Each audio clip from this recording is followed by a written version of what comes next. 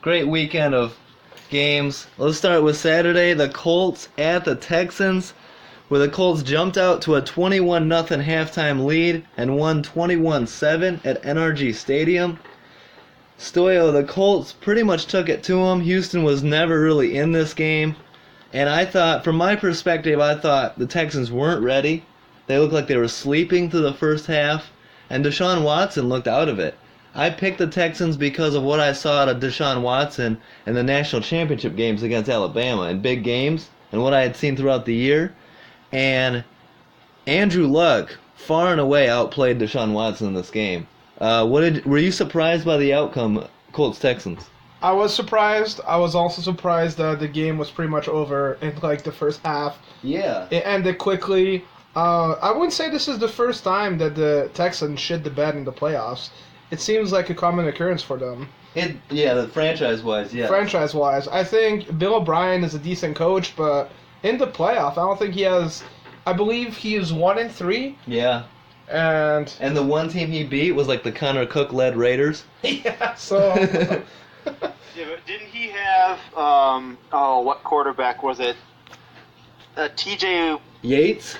Yeah, TJ Yates, I'm pretty sure was the starting quarterback of that team. That playoff win? Yeah, I think this is the best quarterback he's had in the playoffs so far. That's not much of an argument when he only puts up 7 points at home. But I don't think that we can just look at the record of Bill O'Brien and use that as a blanket statement, because if you look at the quarterbacks he was dealing with, when it comes to playoff time, TJ Yates winning a game should never happen. Well, and to that point, Gavin, what do you think when you watch this game? I was, you've heard me say it over and over. I've been on record as saying if I was the Bears, I would have drafted Deshaun Watson. After watching this playoff game, I'm not so sure. Do you think this is a fluke? Like, why did Watson and the Texans play so bad at home in a playoff game?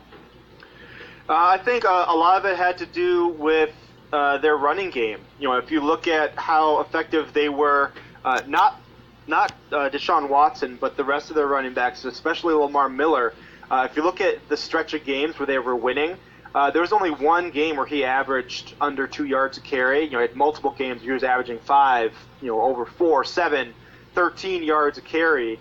And in the last stretch, he averaged 2.4, 2.7, and then 3.3, and those last two were wins. That 2.4 was a loss to Indianapolis at home, 21-24.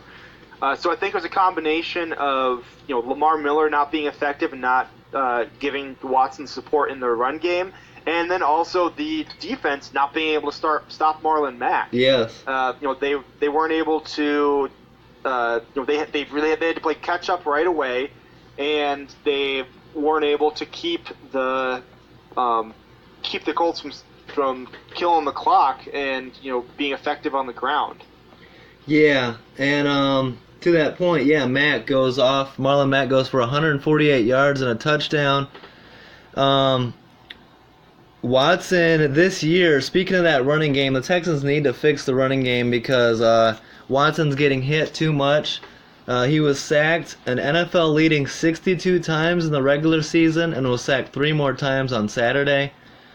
Stoyo, over the last 5 seasons, only 2 tight ends have caught 14-plus receiving touchdowns in a season, including the playoffs.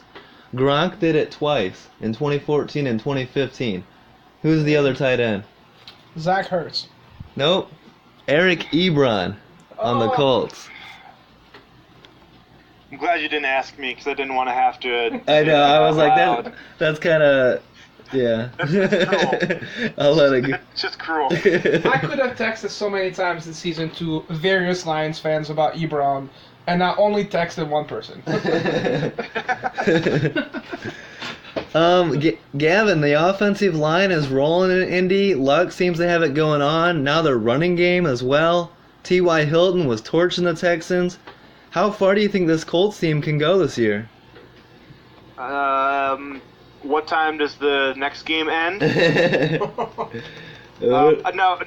I think that the Chiefs are going to win this next game, but I do think that the Colts are going to be they'll be in this game. I think it's I wouldn't be blown away if the Colts won this game. Yeah. Coming up in Kansas City, their defense is playing better than the sum of its parts. Andrew Luck is back. The offensive line is doing fantastic. Eric Ebron's finally playing up to number 11 draft pick. You bastard. So I think that they have some great talent on defense. They have Andrew Luck. He's back to being worthy of the number 1 pick. I think that they're as effective as their offense is and as bad as the Chiefs' defense is. They have a chance to play again next week. But there's that Patrick Mahomes guy. Yeah, and it's going to be interesting because in the playoffs, it's all about the hot teams advance. The Colts right now are on a 5-game winning streak, and we all remember the Chiefs had a December losing streak. So we'll see if the Chiefs can turn it around. Again, the Chiefs haven't won a home playoff game since 1994. We'll see if Mahomes can end that. And I don't remember exactly what the numbers are. I need to look it up, but Mahomes has been considerably worse in primetime games. Yes. Than in, kind of like regular season, 1 p.m., no one's watching anything in the Midwest kind of game. So that's an interesting story that we'll see how that plays out. But then also Andy Reid coming off the bye week in the regular season is fantastic. He's his significantly more wins than losses, and this isn't technically a bye week, but it's pretty damn close.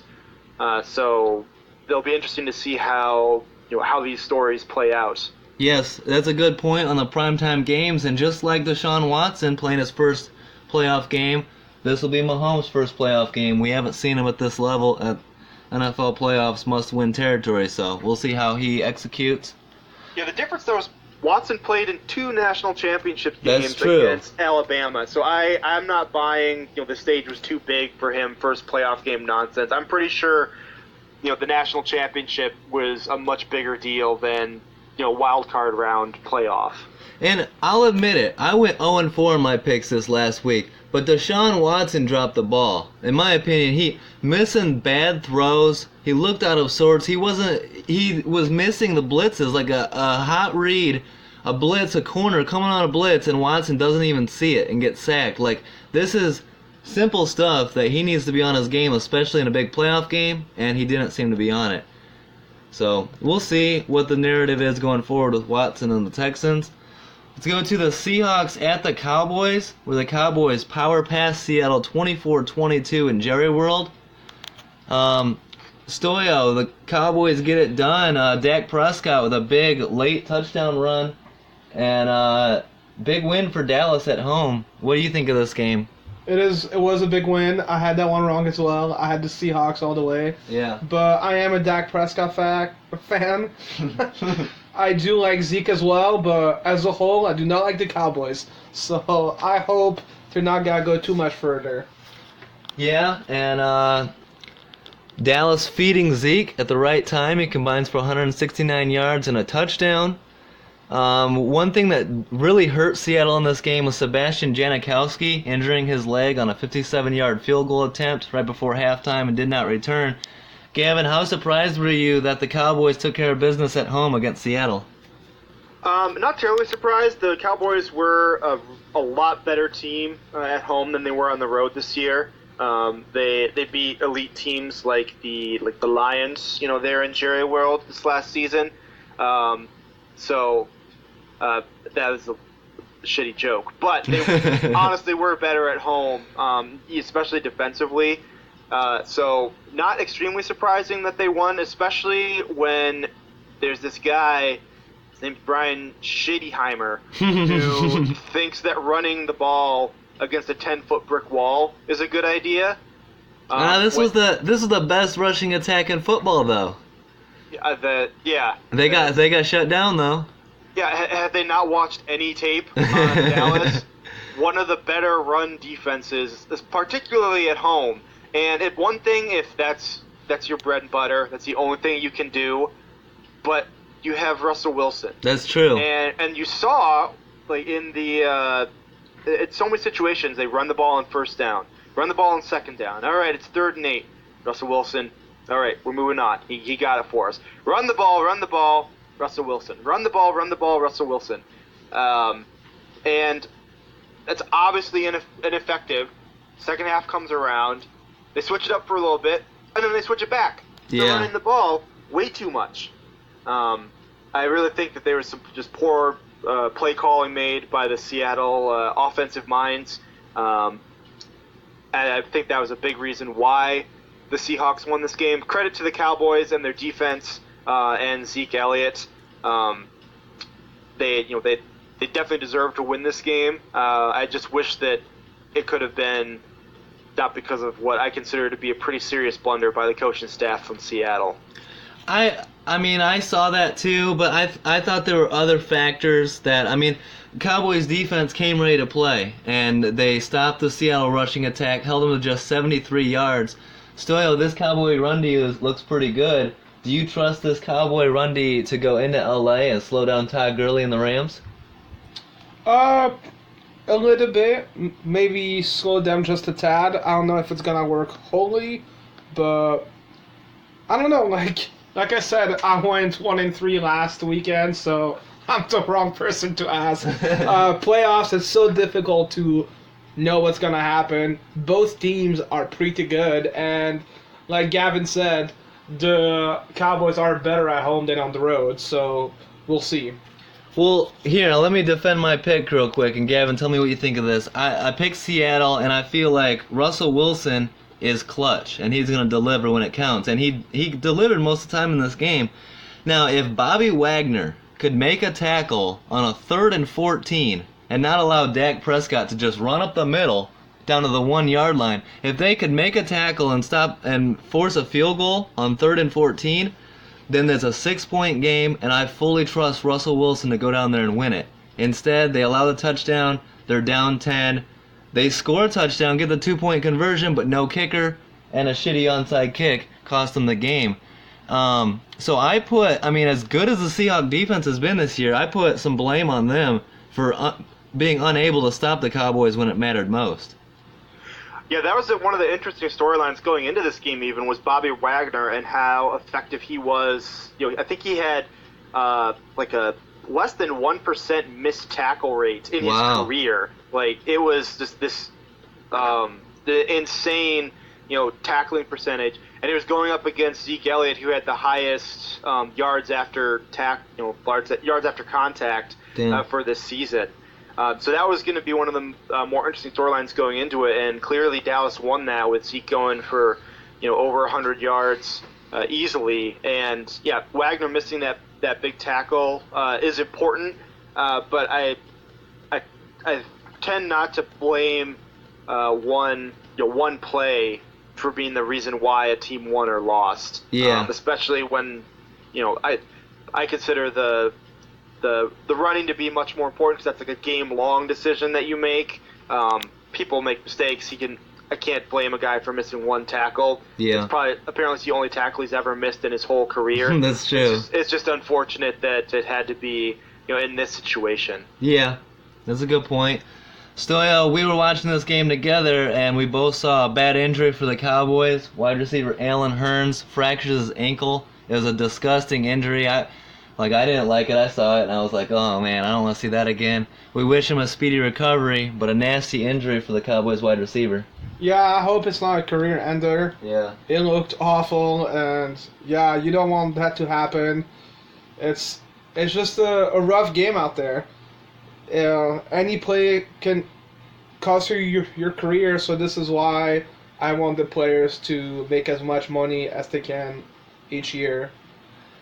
Stoyo, I have been, Josh will attest to this, I've been on the record, I've been talking about how I believe Dak Prescott isn't that clutch, and I feel like you can beat him when it matters most.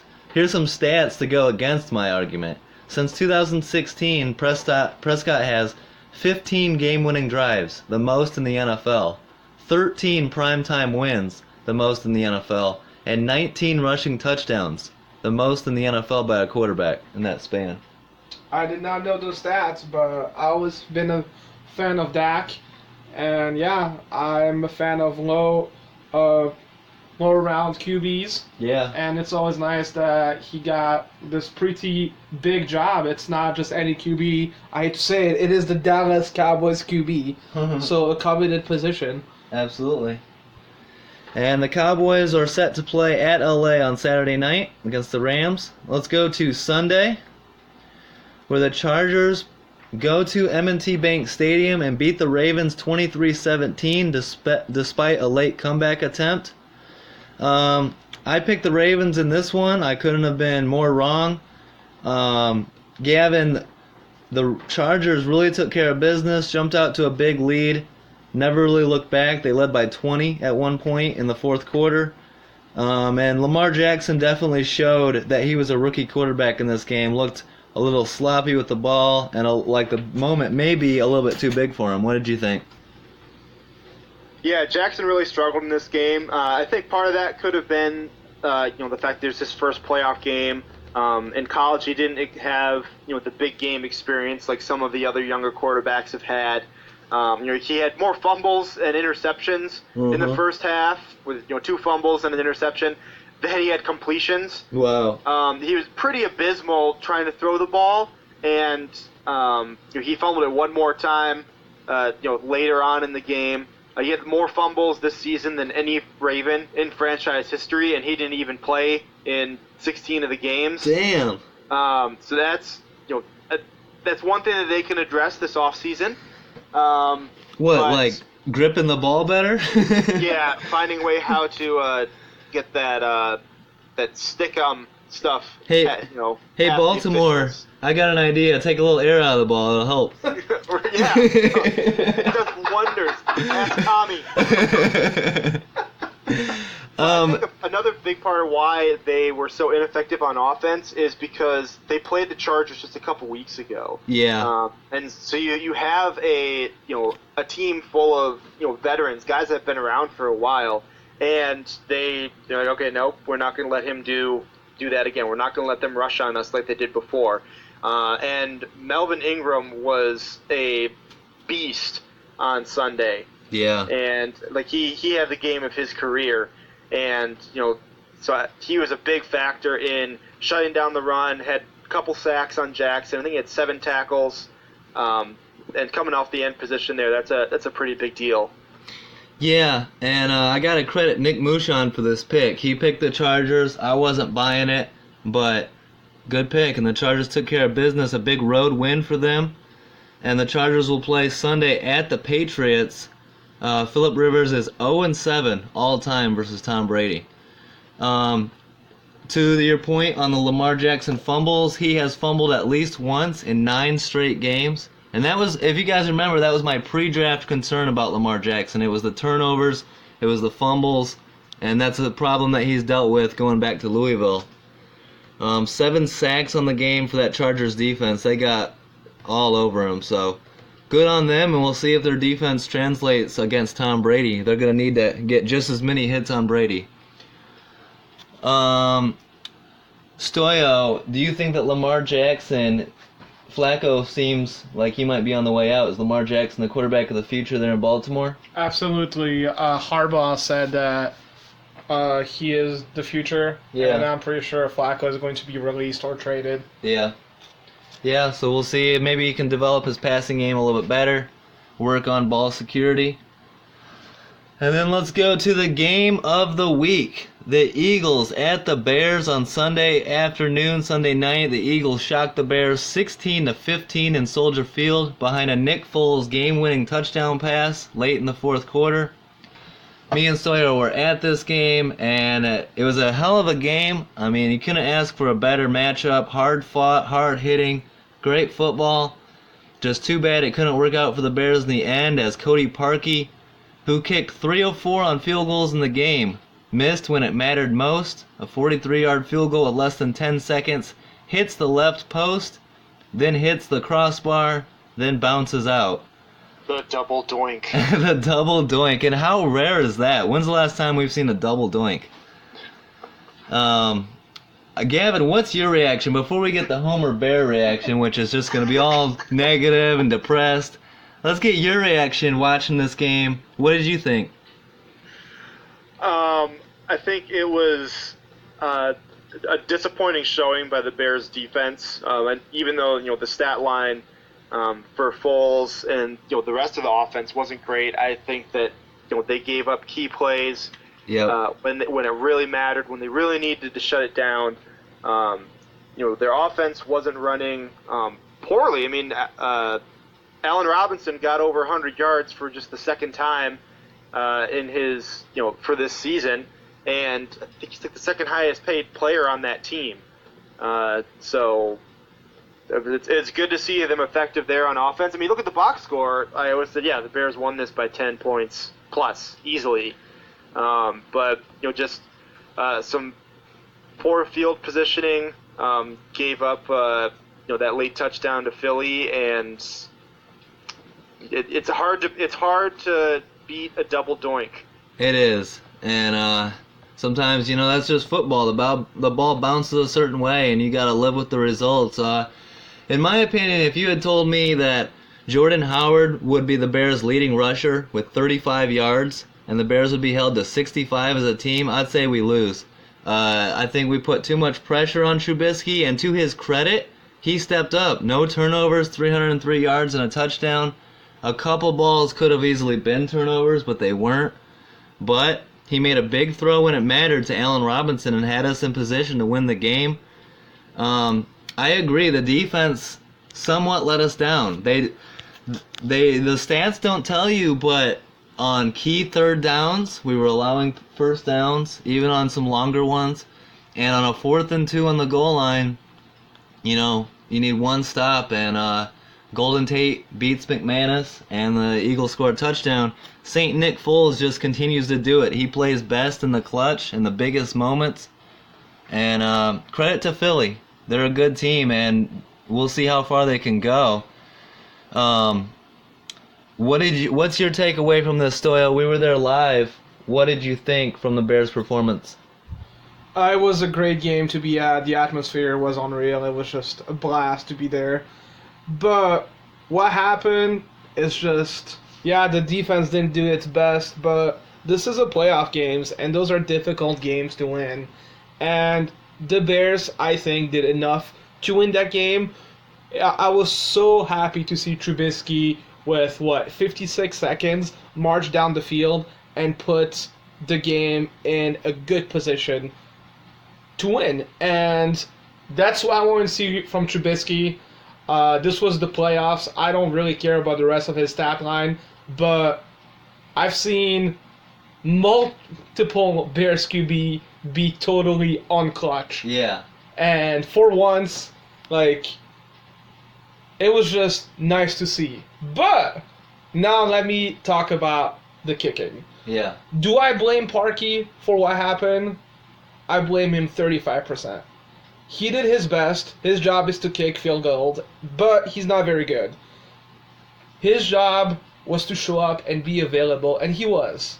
I put more of the blame on Ryan Pace. I put about 65% of the blame on him. Ryan Pace, the Bears GM, has a history of overplaying players. For example, Marcus Wheaton in his last year of the contract in Pittsburgh was getting paid $1.5 million. And Pace decides to give him $6 million guaranteed. Glennon received $18 million guaranteed. Deion Sims went from being paid $1.6 million to $6 million, and the list goes on and on and on. So when you decide to give Parkey $9 million guaranteed, you just put yourself in a really bad position. 2 years ago, Parkey made $500K. Last year, he made $700K. And all of a sudden, this season, he earned $5.5 million. Yeah. Seriously, Pace? You give him a $9 million guarantee. Since releasing Robbie Gould, the Bears have kicked 76% from field goals, and this is one of the worst percentages in the league. Since Gould has been released, he has missed 3 kicks and has kicked this year at the highest at 97% in the league. Wow. Yeah. Parkey this season was 28 out of 30 qualified kicker. And Pace couldn't really cut him because he's on the books for $5.5 million this season. So, to me, this is way more of a blame on Ryan Pace. Parkey shouldn't even be on the team. But he was because, again, Pace overpaid for him. Yeah, and we saw this, I mean, going back to week 7, I believe it was, against the Dolphins. When he missed a kick, we lost to the Dolphins. I think we dropped to 3-3 at that moment. And it was like... And Yeah. again, there was a reminder against the Lions. He hit the crossbar like three times in one against the game. Lion. Yeah, we knew that was going to be a problem. Everybody knew that Cody Parkey was a liability going into that game. Parkey should have been a minimum contract player. Yes. Just like last year, Connor Barth sucked and cost us multiple games. Pace cannot get the kicking position right. I'm okay if you want to move from Robbie Gould because he was quote-unquote overpaid, but you've replaced him with pure shit. And this really cost us a very special season. Now Vic Fangio is gone. Who knows what's going to happen? Yeah. Who really knows? I remember after the Bears lost the Super Bowl in 2006 at training camp, they were chanting Space Mountain, Space Mountain. They truly believed they were going back there, and they went 7-9 after going to the Super Bowl. So nothing is given in this league. Look at the Jaguars. They made the AFC Championship last season, and now they're a dumpster fire. Yeah. I've been a Bears fan for about 15 seasons, and they've only been to the playoffs twice in a row during that span. So this was such a special season. That defense was amazing, but you need to have all 3 stages under control. And when your kicking is just this awful, you could feel in the stadium, like, the confidence level was just nothing. Not there. It Like, was stressful. People were stressed out. He barely made the first one, and I felt the breeze go through us, and it just didn't feel good. And I don't know. People said it was blocked. I don't see how it was blocked. It didn't really change. Like, It was slightly tipped. It was touched. Yeah. Like, it didn't change the trajectory of the ball. It's hard to say, but regardless, semantics out of the way, you got to be able to kick that. You got to make it. That's how these big-time playoff games come down to, is inches, is execution. And you got one shot. How many playoff games have the Patriots won by a field goal? Yeah. And yeah, it's just, you can't have that. Parkey's salary was 3rd highest in the league and 5th overall against the cap. I can name like half the league which I would rather have kicking than Cody fucking Parkey. Cody Parkey is an okay kicker under good condition, like Miami, where he kicked last season. But to bring him in Chicago, where it's a very difficult place to kick, is just another blunder by the GM, who somehow got an extension. Yeah, and to that point, I forgot to mention in Ravens Chargers is it's hard to kick in tough conditions. It's hard to kick in these big playoff games. Justin Tucker missed a big kick in that Chargers Ravens game that would have cut the score much more favorably in their favor, and he missed it. And that's the best. That's the guy you want. You feel 100% confident with Justin Tucker. Just tough. Gavin, looking at this game. Nick Foles, we talked about this a while ago, and when I picked the Eagles to win the East, and they were coming up against big games against the Rams, the Texans, and it wasn't looking like it was very likely that they were going to win these games and even get into the playoffs. But Foles played great against the Rams, outdueled Deshaun Watson against the Texans, and throws a clutch 4th-quarter touchdown to Golden Tate here. How much confidence do you have in Nick Foles going forward here? The dude he's almost unbeatable right now. I don't think, I think he's a great backup quarterback, probably the best in the league, but I don't see them doing anything but hanging their heads on Monday. Foles, he had that historic season last year, coming in, backup quarterback winning the Super Bowl, getting the MVP. Some people would foolishly say that he outdueled Tom Brady. But Hey. he has 1 or more giveaways in each of his last 7 games. including the playoffs. It's the longest of his career. Yes, he did win this game, but I don't think that he is playing to the level that he was last year when they went to the Super Bowl. And the other advantage they had last year was that they had home field throughout. Yeah. They don't have that this year. They have to go into New Orleans and play the Saints. I'm happy for him, and I'm sorry for the Philadelphia fans who now have to decide which quarterback they want to have, because Foles is playing better than Wentz has been at times this season. But as far as how much I believe in him for this postseason, I didn't even believe in him in this game. So I definitely don't believe in him going to play the Saints. But doesn't that give you didn't believe him going into this game, but I just can't get that image of that fourth quarter touchdown pass out of my mind. I mean, 4th and goal, game on the line, incompletion there, the game's over and you lose. And Foles finds Golden Tate against the best defense in football. Yeah, but it's but not when like you're down by 3 touchdowns and there's a minute left, you could make that clutch throw, but you're still down 3 touchdowns. I'm gonna go on. I don't think Saints Eagles is gonna be a blowout. I don't think so. It may not be by that much. My point being that if the game isn't as close as it is, that throw doesn't matter nearly as much as it did in this one. I don't see the Saints being allowing the game to be as close as it was this last weekend. And credit to the Eagles defense as well. They're playing pretty well despite a lot of injuries, and they're keeping Nick Foles in these games. What do you think, sir? Old Jim Shorts is doing a decent job at DC. Yeah.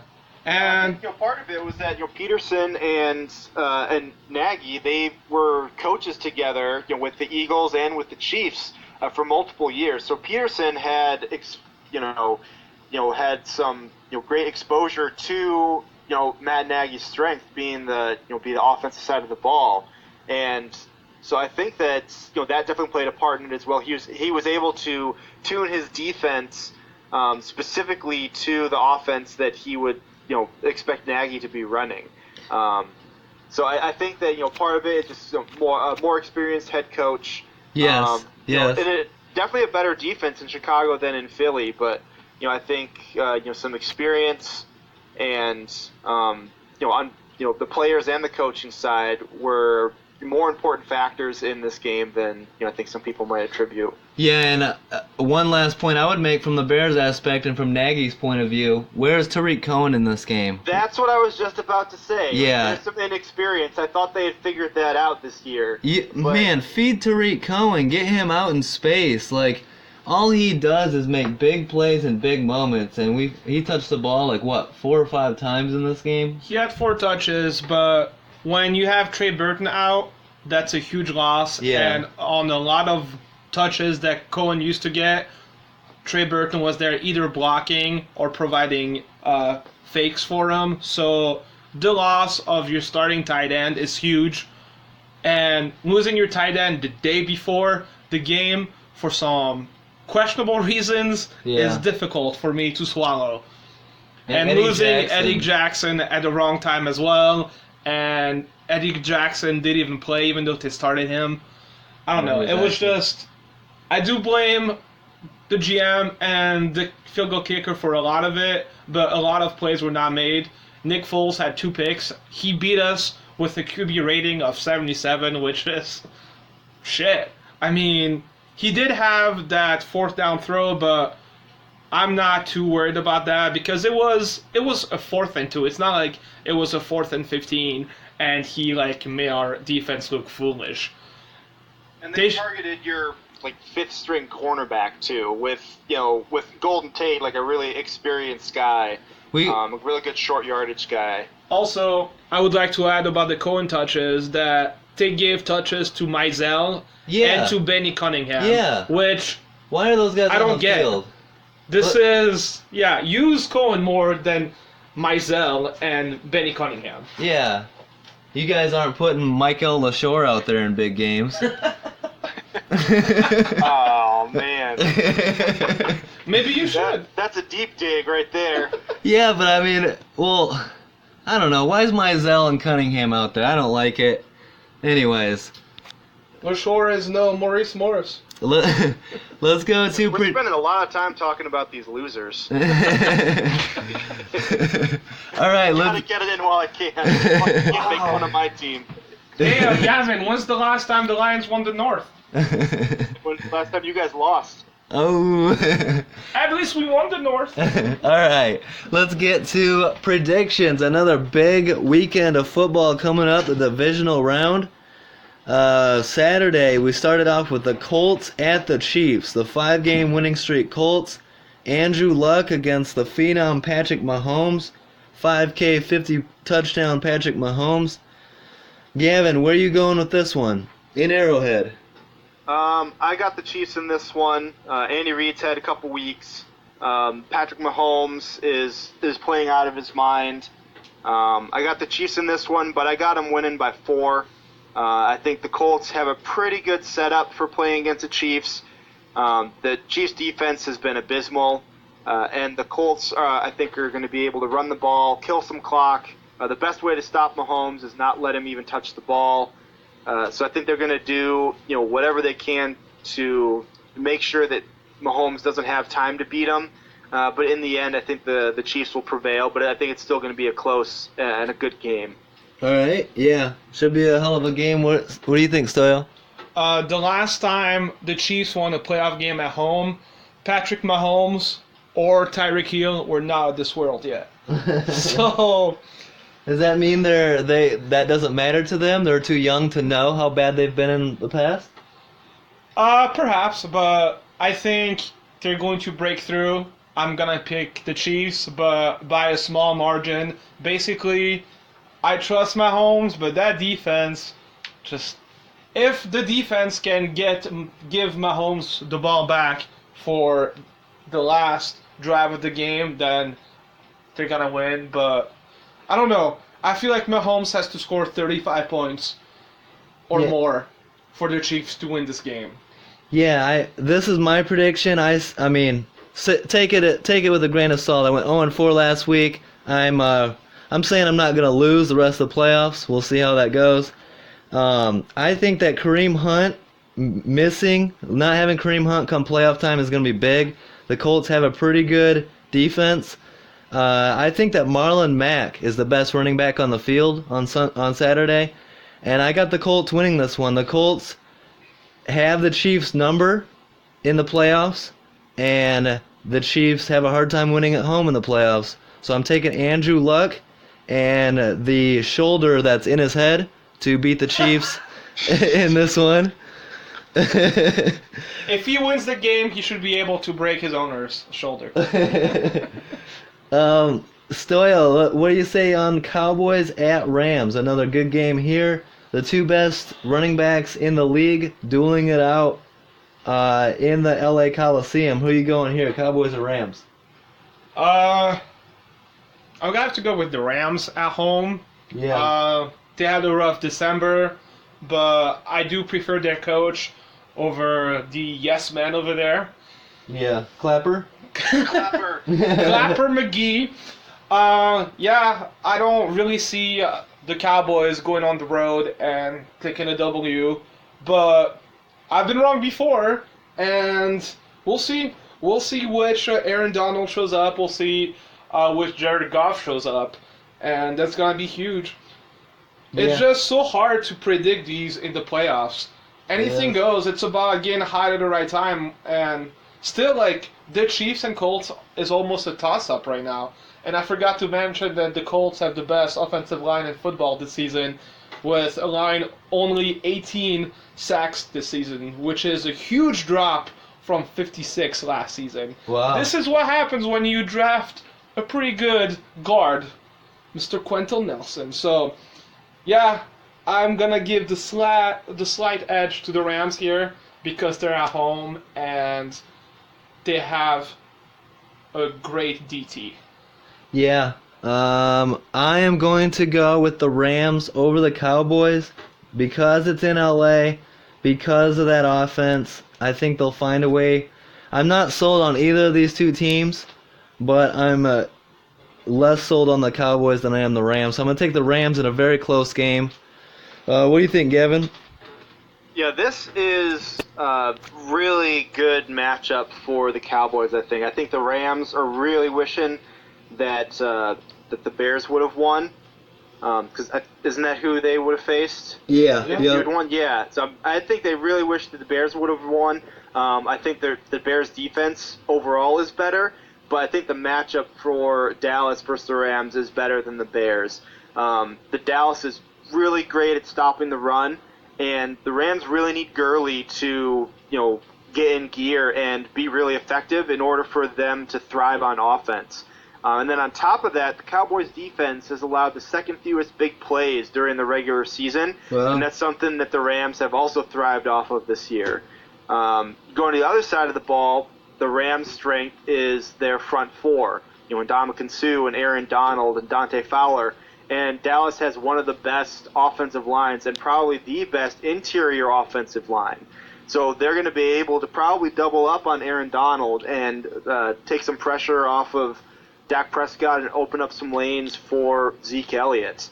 So I think that the matchup on paper is really good. Rams have been struggling the last little bit of the season, and the Cowboys are, the opposite. They're trending upwards. So I'm going to pick the Rams just because I hate the Cowboys. All right. But I won't be surprised at all if Dallas wins this. I think that this is a 3-point game. Yeah, I agree. 3-point game, hard fought. I think a matchup to watch is Corey Littleton, the Rams linebacker, against Dak Prescott. And don't do what Bobby Wagner did. Make tackles and limit Prescott's legs. Make him beat you with his arm. Let's go to Sunday, where the LA Chargers at the New England Patriots. Again, Phillip Rivers winless against Tom Brady in his career 0-7. Gavin, do you see the Chargers going into Foxborough and beating the Patriots? I want to say yes. It's dying to come out of me, but I can't. Yeah. I. It's tough. But I feel like you need Melvin Ingram to have just as big of a day, if not bigger. Yeah, I don't think it's going to take that, though. Really? This is probably one of the worst Patriot teams. I agree with that. Especially to get a bye. I think it's definitely the worst Patriot team to get a first-round bye in the Brady era. The stories around this matchup are so fantastic. Rivers has never beaten Brady. He's only beat the Patriots one time, and that's when Matt Castle was playing. Really? Yeah, the only time he's ever beaten the Patriots is when Brady was hurt. Well, good stat. Yeah. It's fine. The Patriots are at home, and they're 8-0 in Foxborough this year, but the Chargers are the only playoff team this year that have a better road record, 7-1, than they do at home. Because they don't have that home field advantage. Yeah. They've actually never... one of their losses was to the Rams as well. So that was kind of a home game as well. Nice. And then Brady is 7-0 since 2011 in their divisional games, their first round game in Foxborough. But you look at the quarterbacks that they were playing, and you got starting with last year and moving backwards, you got Marcus Mariota. They whooped him, beat him by 21 points and the Titans had the number 17 defense. Brock Osweiler they beat by the same amount of points. They beat Alex Smith by just 7. And the key difference there to these other games is that the Chiefs came in with the number 3 defense. Guys like Tom Bahali, Eric Berry, Marcus Peters, Justin Houston, and Derek Johnson when he was still in the league. Stephen A. Smith, you idiot! Hey, Stephen A. Hunter Henry's playing in this game. Yeah. But you look at the games that have been close in Foxborough. It's been Alex Smith with the Chiefs and the number 3 defense. Joe Flacco lost by just 4 points came in with the number 6 defense. And all the other games have been Tim Tebow, Matt Schaub, and Andrew Luck in his second season. And they did have the number 9 defense, but if you look at how that game played out, the Patriots rushed for over 200 yards with LeGarrette Blount and Stephen Ridley, and the Colts were abysmal against the run this year. So that just shows, how, smart Bill Belichick is. Like, oh, you're bad against the run? Well, we'll just throw these huge dudes at you. Yeah. And Brady had 120 yards or something. Jesus. They didn't need him. We'll just run the ball. So this is the best quarterback and the best defense combination that Tom Brady is going to face in Foxborough, and it's coming with probably his worst team that he's going to be playing with. So I'm so excited for this game. This is going to be an exciting ride. I think Melvin Gordon is going to be the X factor in this game. How healthy is he? He struggled a bit, against Baltimore. He re-aggravated his other knee in the game, but I think he's going to be the X factor in helping the Chargers offense stay multidimensional.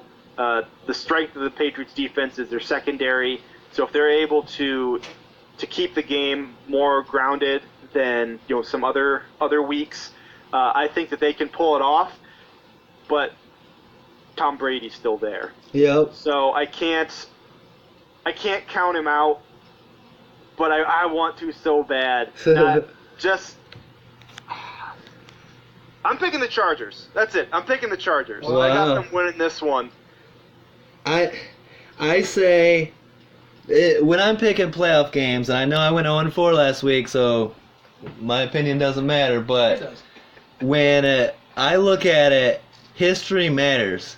And when I see 0-7 all time against Tom Brady, and when I see, would you say 7-0 or something like that all time in the divisional round, the numbers are just there. And I know that it's different teams, but crazy stuff happens in the playoffs, and teams just happen to have other teams' numbers, and I'm taking the Patriots. Even though I don't trust the Patriots nearly as much as I usually do, this team, but I'm taking the Patriots at home, especially over the Chargers.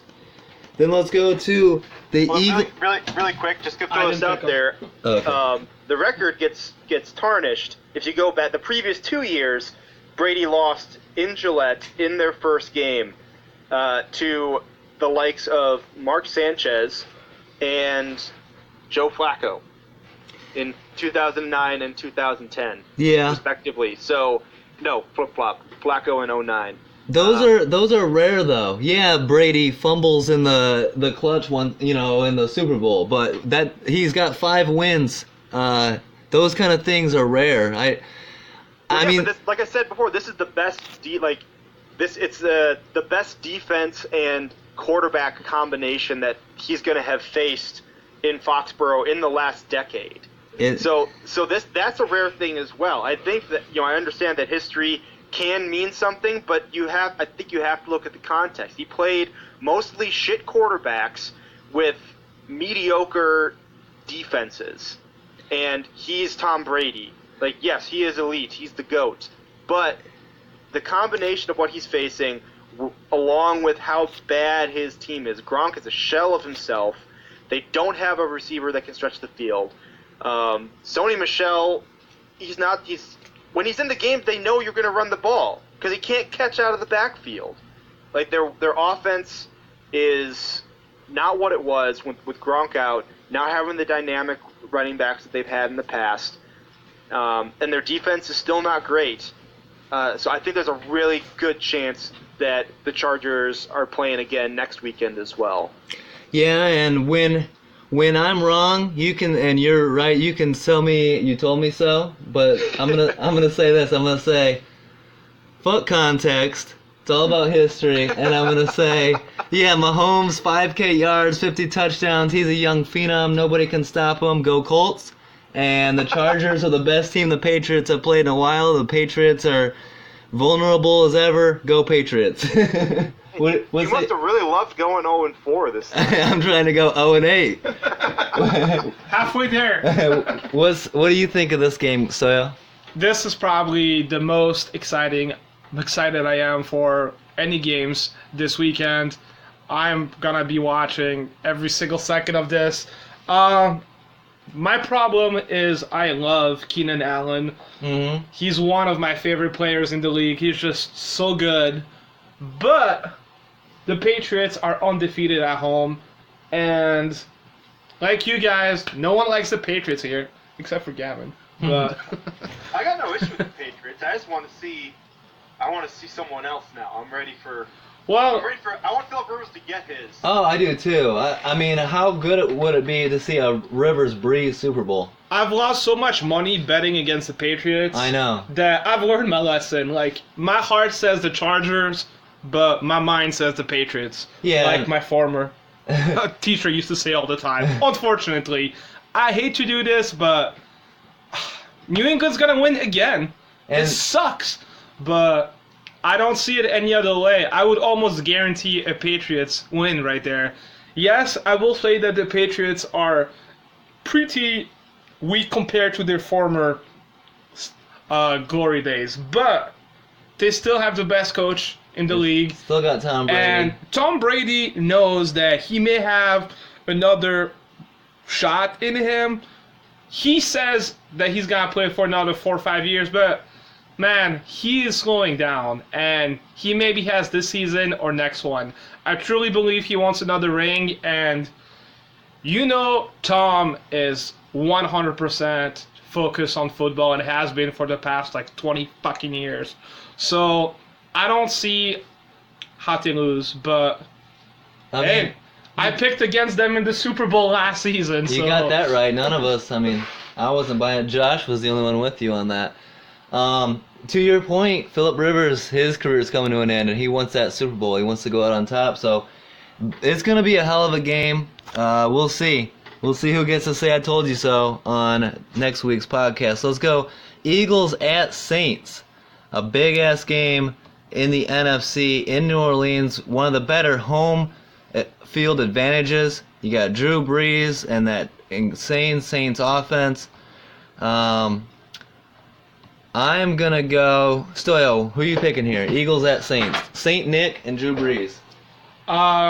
My love for Alshon Jeffrey died on the field last week. It certainly did, yeah. When he started talking shit to us. So, yeah. Fuck the Eagles. Saints, can you please whoop them? Please! Fuck them. Like I said, I'm trying to go 0-8. Go fly Eagles fly. Where are you going with this, Gavin? Nick Foles is 9-0 when starting games in December through February over the last 2 years. Wow. So I'm going with the Saints because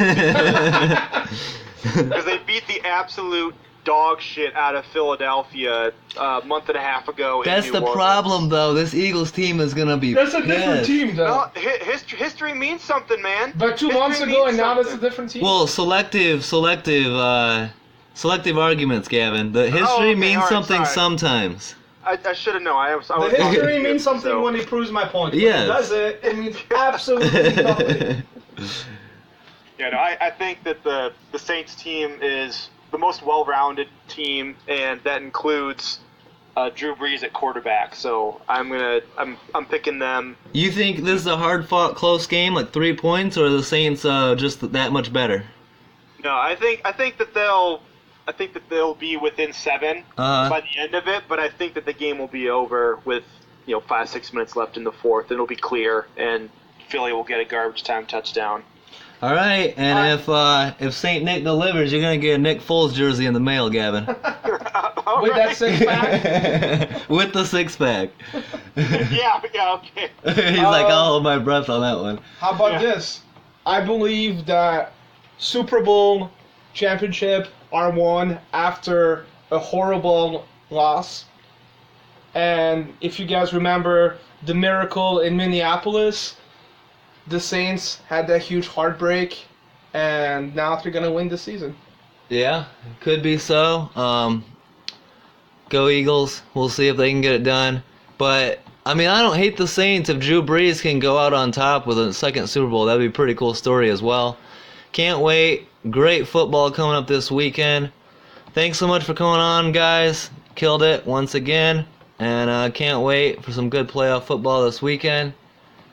And Cody Parkey sucks, and Fly Eagles fly. Fuck Ryan Pace. Use your timeouts. Who? The Bears. They No. let Philadelphia run like $1.40 off the clock. Yeah. I'm over that game. I'm not. I won't let you be. We're going to talk about it when we finish the podcast. I'm going to bring it up again. All right, well, you heard it. If you want to bet, put some money on the games, go with the Alex picks. It's gonna go perfect this week, and we'll be back on next week. Thanks for tuning in, guys. Don't forget to like, subscribe, or leave a comment, and have a great week. Peace out.